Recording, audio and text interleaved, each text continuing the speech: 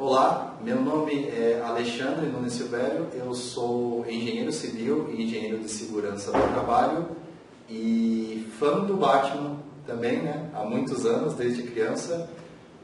E eu também estou aqui na TV Relacionamento.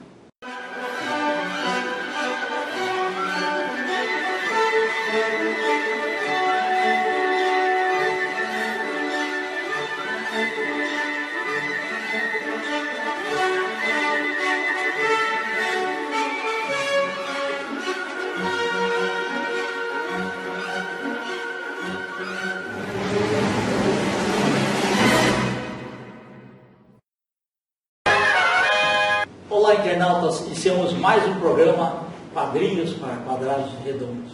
E hoje nós convidamos então o Bruce Wayne, né, e pedimos para que ele venha, né, com a indumentária toda do Homem-Morcego Batman.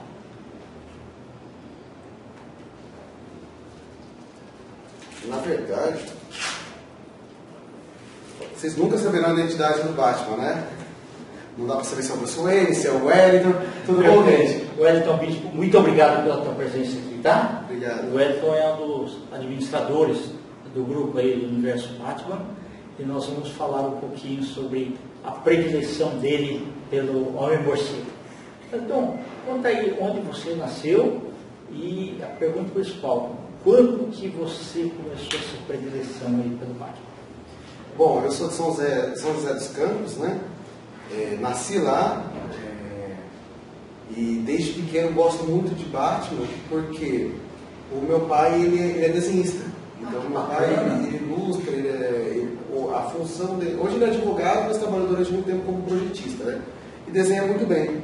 E desde pequeno eu passeava e brincava com os desenhos dele, porque o Batman é o herói favorito dele também. Então é uma coisa que vem de geração, né?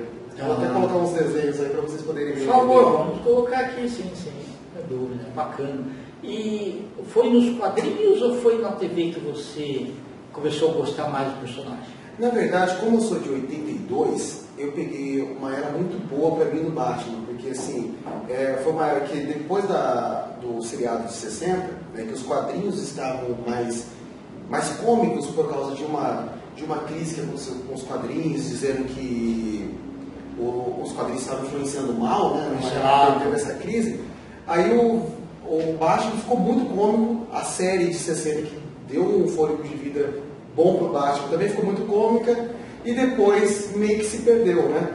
E na época de 80 a gente vê ali uma reformulação do Batman, né? O Batman voltando a ser sombrio, que foi o ano onde eu nasci. E eu gostava, né? Na minha personalidade eu gostava desse herói, né? Que trabalhava sozinho, porque o Batman trabalha com muita gente, né? Mas com esse aspecto de dark, de eu resolvo, e a parte também de não ter poder era uma coisa que a gente, assim, peguei do meu pai e a gente gostava muito. Então, na época de 80, a gente pegou o pós-crise e um Batman sombrio, vindo da queda do Batman com a queda da costela. Então foi uma época, assim, bem bacana, e essa foi a época mais forte para mim. Então, assim, eu não posso dizer que foi do quadrinho ou da TV. Eu brinco até que tem uma frase do filme V de Vingança que fala, né, que o Batman para mim não é um herói, ele é uma entidade, ele é uma ideia.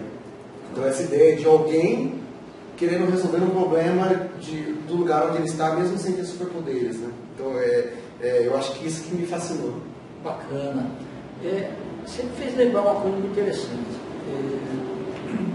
Na década lá nos Estados Unidos aí década de ouro dos quadrinhos foi a década de 40, que chegou a 50 também, né? No Brasil foi um pouquinho dos anos 50, demora um pouco, né? Entre bem mais, as coisas.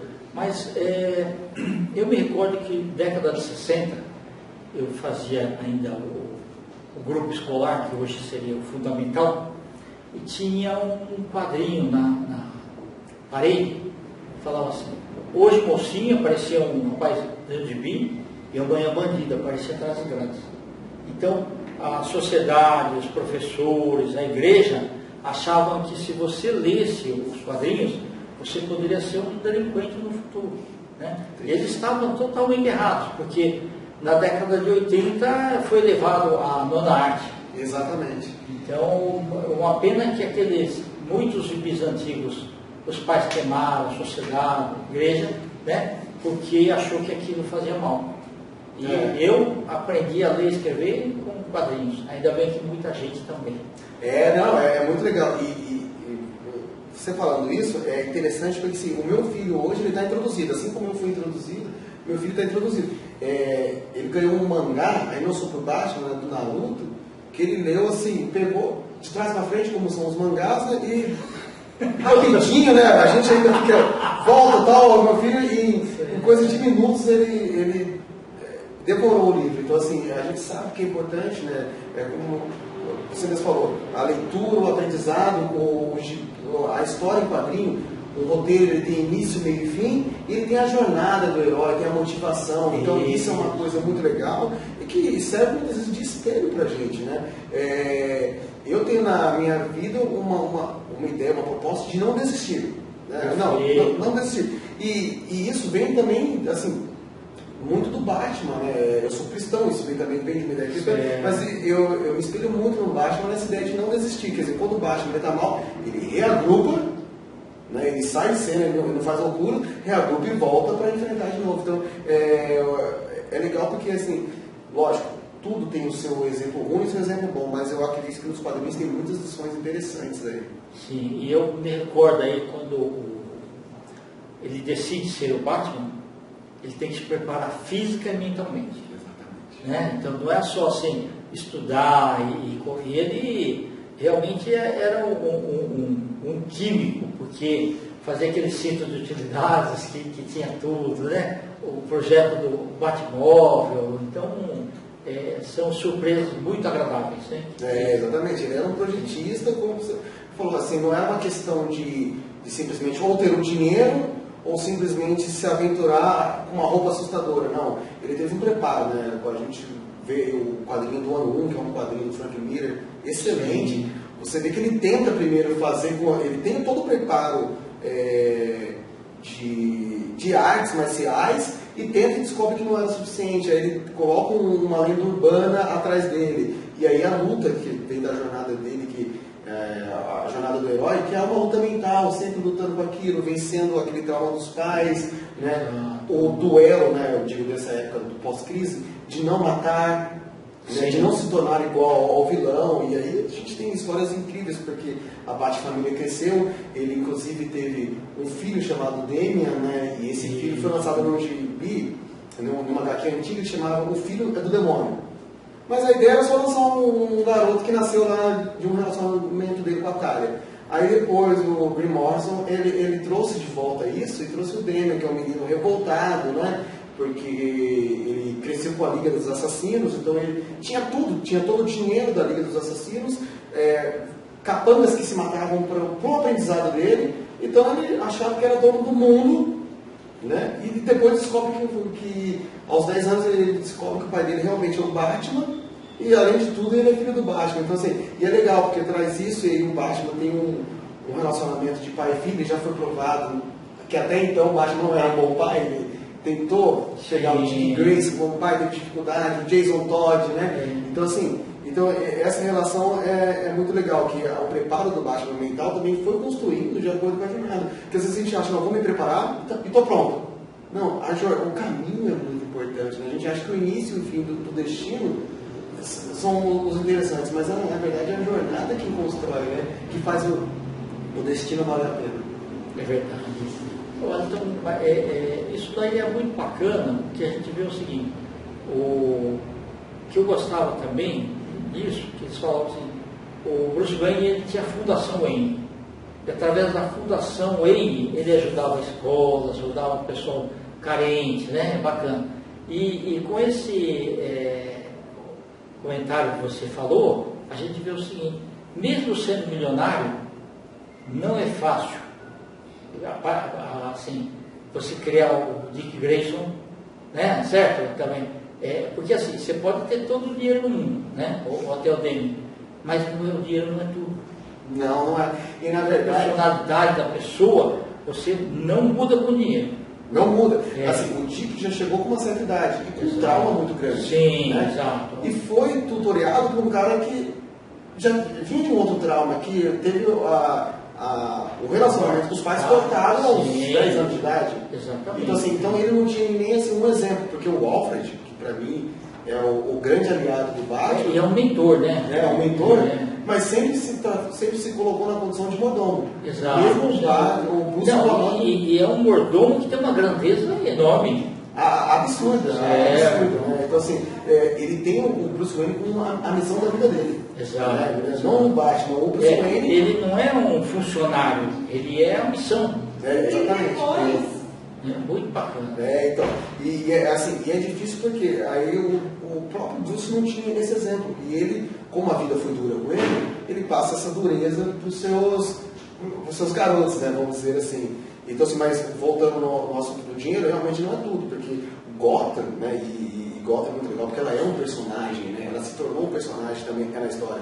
Gotham tem pessoas cheias de dinheiro, tem outros filantropos lá, e assim, e vive naquela doença, né?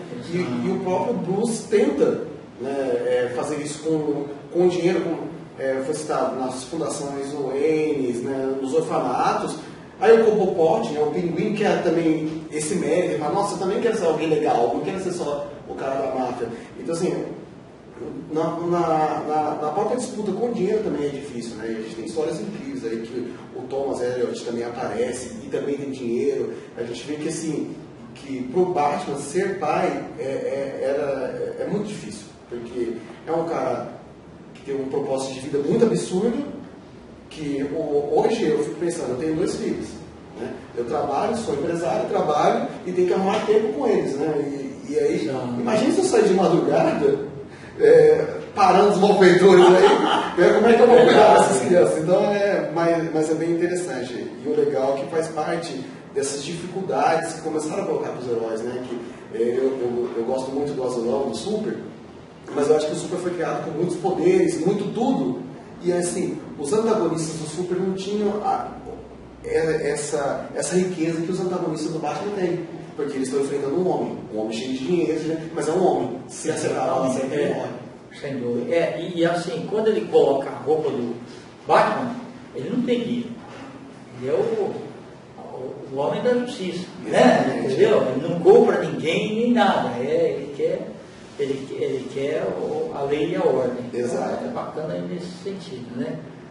Você assim, está sempre acompanhando o fato de você ter criado o grupo assim, também isso foi gostoso também, né? Está conhecendo pessoas muito interessantes. Foi incrível. O grupo, assim, eu entrei por uma necessidade. Eu já participava de alguns outros grupos da Marvel que eu tinha criado por causa do meu filho. Porque foi o boom da Marvel no cinema, né? A Marvel teve grandes dificuldades aí, a gente sabe, como editora, e aí ela apostou nos heróis Bs. Isso, no cinema surgiu no cinzas.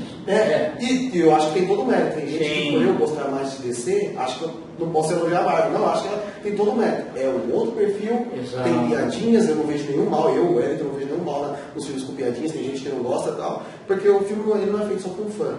O filme ele é feito pro geral. E a Marvel acertou muito nisso. Por exemplo, a classificação indicativa dela é muito extensa. Então é muito mais fácil de ter mais bilheteria. Então, assim, e aí meu filho nasceu nessa época e eu entrei em alguns grupos. Comecei a comprar algumas actions para os meus filhos, para o meu filho que eu já tinha as minhas, né? Então, assim, e muito fã do Homem-Aranha ele, então eu entrei por causa disso. E aí, eu precisava voltar a ler Batman, porque eu tinha parado de ler impressos, né, assim, por causa do óculos. Eu tinha parado de usar óculos e não tinha corrido atrás de, e eu falei, nossa, que bobagem. Quando eu precisei ajudar meu filho numa tarefa, falei, cara, não dá para enrolar mais, eu preciso fazer o óculos. Fiz o óculos, a paixão voltou, assim, a paixão dos quadrinhos, de repente, nossa, eu tô lendo de novo quadrinhos, né? E aí foi quando eu falei, preciso saber mais, preciso me inteirar mais, e criei um grupo por não achar o grupo do Batman. Alguns portais eles têm uma linha editorial muito definida do que eles pensam. Eu não vejo nenhum mal, mas não é assim. Eu queria uma coisa mais aberta. E foi quando eu criei o grupo. E o grupo, assim, é um grupo onde a gente tem pessoas de todo tipo, esquerda, direita, tem homossexuais, tem héteros, é um grupo que tem de todo tipo e a gente respeita, que é o assunto nos quadrinhos. Exatamente. E aí eu conheci muita gente, de repente a gente descobriu, né, que tinha cosmakers famosos que faziam cosplays para produtores internacionais. a gente descobriu que você estava no grupo, né? O maior colecionador de quadrinhos do Brasil. E assim, e outros também, assim, a gente tem alguns membros lá bem legais que a gente até os chamam de enciclopédia da DC, do Batman. Então, assim, foi bem interessante que a gente descobriu, assim, no grupo, pessoas, assim, a gente tem um carioca lá, o Ricardo, que ele ama a Era de Ouro, tem cada quadrinho, assim, né? Toda vez que a gente lança um assunto de boneco, ele tenta colocar o de quadrinho para não fugir. Então, é um grupo bem versátil, a gente, e assim, a gente fez, nós fizemos bastante amigos no grupo. Bacana, beleza. Wellington, nós estamos aí nos instantes finais, eu quero que você volte outras vezes e convide o pessoal do grupo também, por favor, tá? Para vir falar aqui. Esse bate-papo é muito gostoso, que cada um pode falar um pouquinho pode falar de uma história que gostou, pode falar de um filme que gostou, ou do ator que interpretou, trilha sonora, o que for, né? Mas que vai ser bastante rico aí. Não, legal. Só aproveitando aqui os tempos finais, esse aqui é um boneco que eu fiz em biscuit. Testei fazer ele todo articulado. Na verdade é um desenho, uma ilustração que eu fiz e depois a gente transformou ele a gente transformou ele em um boneco, né? Muito bacana. Que é o sim que a gente fala que é o mascote do nosso grupo. E faz muito bem para você, né? Nossa, faz demais, assim. E é interessante porque aí a gente, assim, a família toda é envolvida, né? A gente participou das feiras de 80 anos, né? As coisas de Lego. E esse material você que fez? Sim. Bacana, não? Foi eu que fiz, né? Porque hoje as fotos são muito digitais e às vezes a gente não quer pegar para ver, né? O álbum, eu sinto muita falta, né? Na década de 80, meu pai trabalhou na Kodak, então a gente lidava muito com o álbum, né? Então é bem legal. E outra coisa que eu tenho aqui, eu sei que a gente está encerrando, mas esse aqui para mim é como se fosse um manual. Né? Na verdade, os arquivos secretos do Homem Morcego. O Batman, quando ele viu a possibilidade dele ter morrido, né? que ele achou que todo mundo achou que ele estava morto, ele viu que Batman, o mundo precisa de um Batman, independente de personagem. Aí ele fez um guia. E é até interessante que esse guia aqui tem várias coisas, inclusive um mapa de Gotham. Então é uma coisa bem legal, que para mim é uma enciclopédia. Exatamente. Para a gente ter uma dúvida, vamos lá ver como que o Mercedes resolveria. Tá ótimo. Então, eu queria que você passasse seus contatos aí, pode passar também o grupo, como que as pessoas gostariam de associar, então põe aí o teu WhatsApp também. Legal. O nosso grupo, né, chama-se Universo Batman. A gente tem um Instagram, que é o Universo Batman, né, o Facebook também é o Universo Batman. O nosso grupo de WhatsApp pode ser pedido por ali ou através do meu celular, 12974042748. Né? É o meu celular, mas assim, é muito tranquilo, a gente recebe lá, né, todo mundo com muito carinho. Perfeito. Muito obrigado. Prazer. Bem-vindo sempre. Internautas, os agradecimentos então ao Wellington Bispo, nós finalizamos mais um Quadrinhos para Quadrados e Redondos. Um grande abraço e até a próxima.